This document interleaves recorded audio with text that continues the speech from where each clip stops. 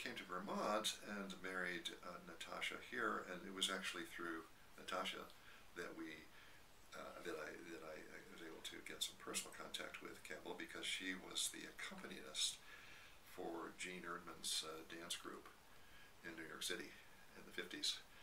And she had remembered that Gene had a husband named Joe, and it turned out that Natasha was now married to someone in comparative religion, and this was not just Joe, this was Joseph Campbell, of course. So this was all very interesting, and she said, why don't you invite him up to Vermont for a lecture?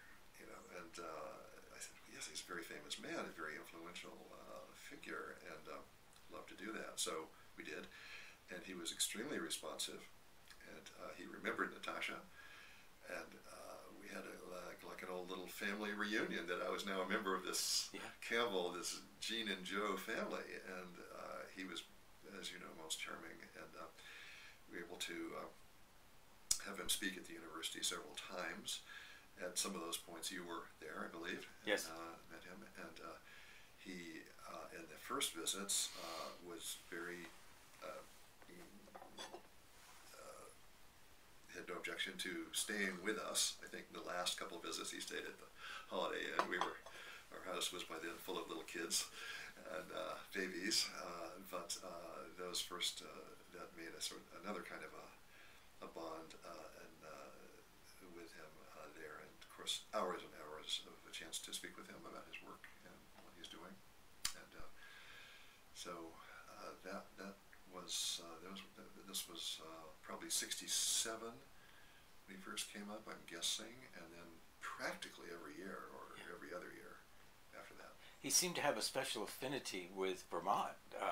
I mean, way back when he was courting Jean and she was working with Martha Graham at Bennington, he, I guess, lived in a farmhouse there for a while for a summer. And, did he talk about Vermont much? I mean, he obviously never really moved here or lived here, but he used to love to come to Vermont.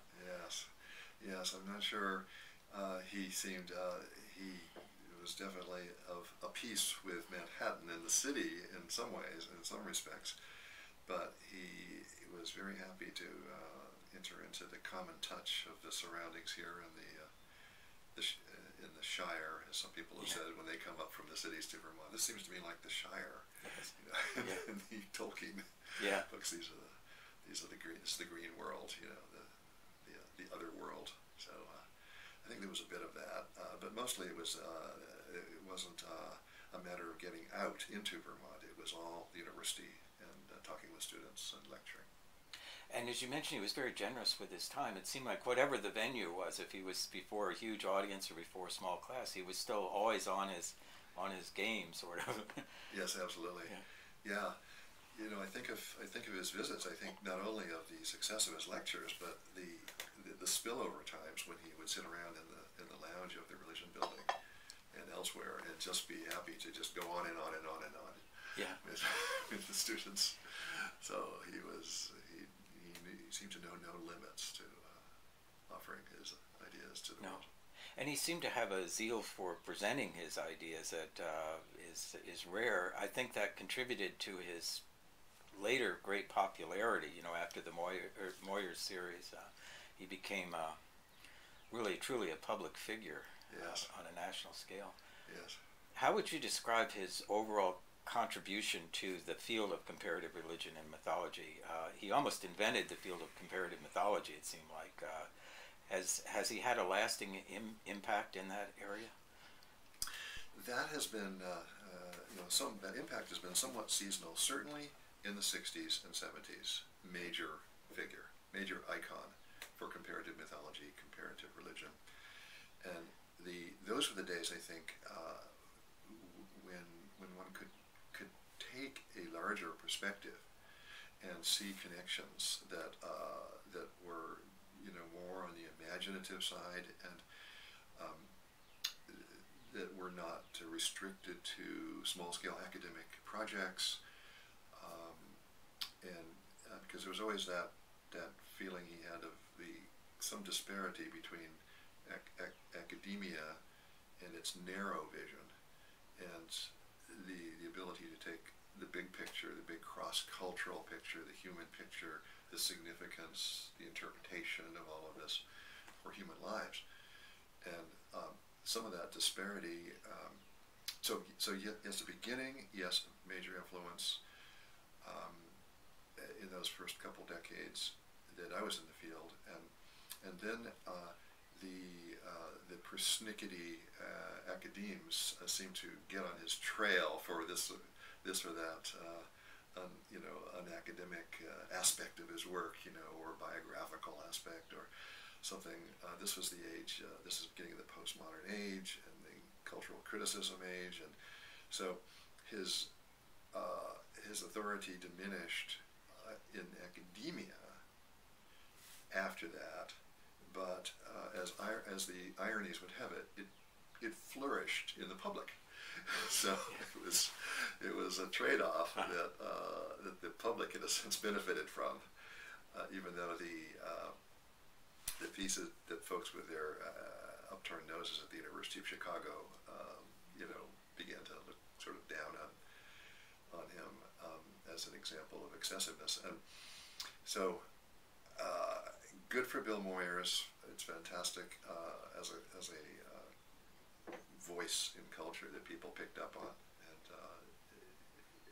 I didn't find any. I've never, of all the people who have commented on that series that I've heard about, it's all been positive, and nobody's saying, "Oh, what's this guy all about?" But it's just, it's an amazing impact, and that should tell us something about the importance of this perspective, because it comes as news to the public, and the academics may be more particular about comparing a Hindu something with a Christian something.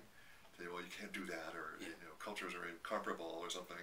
From this point of view, yeah, they're incomparable. But from a bigger point of view, there are universals come into view that are interpretable as pan-human, universal human ideas.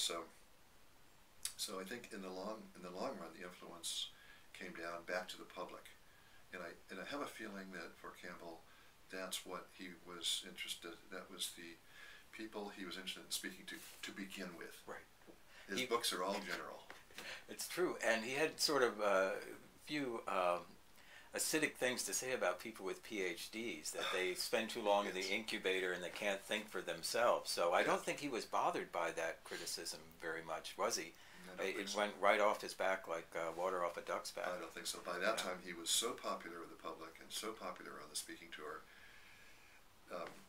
I feel that his coming up here in Vermont in the 60s and early 70s anyway was even prior to his big lecture tour things, where he got really famous and into the Esalen and beyond groups that really appreciated what he was doing. That we were kind of in my contacts with him were just kind of prior to that, becoming really, really famous.